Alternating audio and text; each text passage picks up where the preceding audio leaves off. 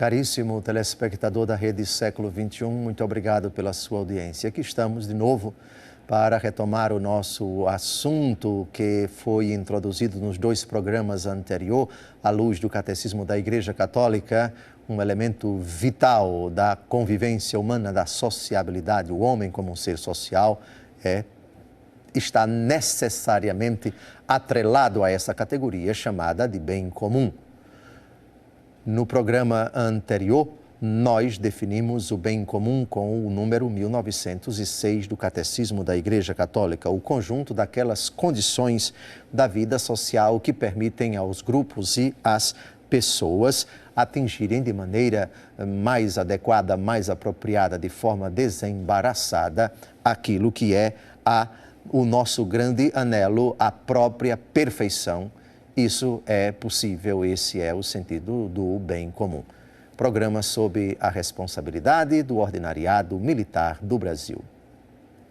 3 são os pilares, os fundamentos sobre os quais esta categoria está alicerçada. O bem comum, ele supõe 3 coisas de vital importância. Para que se alcance o bem comum, o que é preciso respeitar? Quais são as metas intermediárias, por assim dizer, para que, alcançadas, chegue-se verdadeiramente ao bem comum?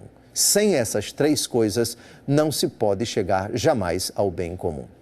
A primeira delas é o tema do nosso encontro de hoje.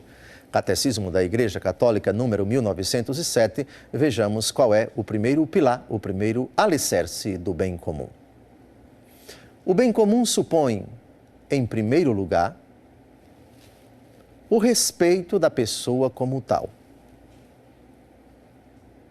Em nome do bem comum, os poderes públicos são obrigados a respeitar os direitos fundamentais e inalienáveis da pessoa humana.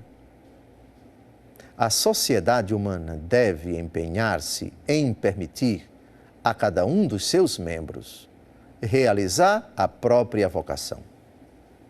De modo particular, o bem comum reside nas condições do exercício das liberdades naturais, indispensáveis à realização da vocação humana. Por exemplo, o direito de agir segundo a reta norma da sua consciência, o direito à salvaguarda da vida privada e à justa liberdade, mesmo em matéria religiosa.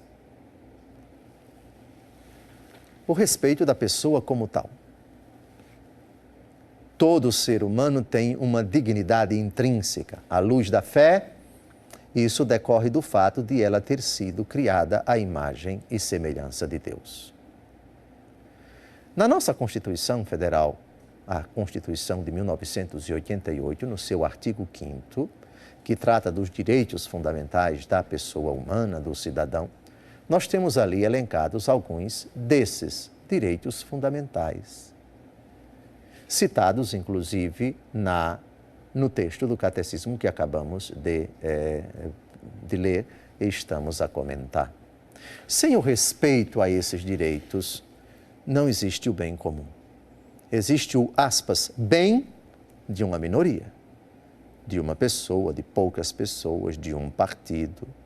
Nós temos a desvirtuação da própria autoridade. E a história tem mostrado todos os sistemas de governo, todos os regimes de governo que desrespeitaram, não garantiram, não tutelaram, não protegeram, não defenderam tais direitos, graves injustiças se introduziram nessa sociedade, nesse país, nessa região, nesse império, nesse regime, etc. Em síntese, respeitar a pessoa com seus direitos fundamentais. Direitos que, à luz da fé, estão impregnados não numa lei escrita pelos homens, mas na própria natureza humana, o homem, porque imagem e semelhança de Deus.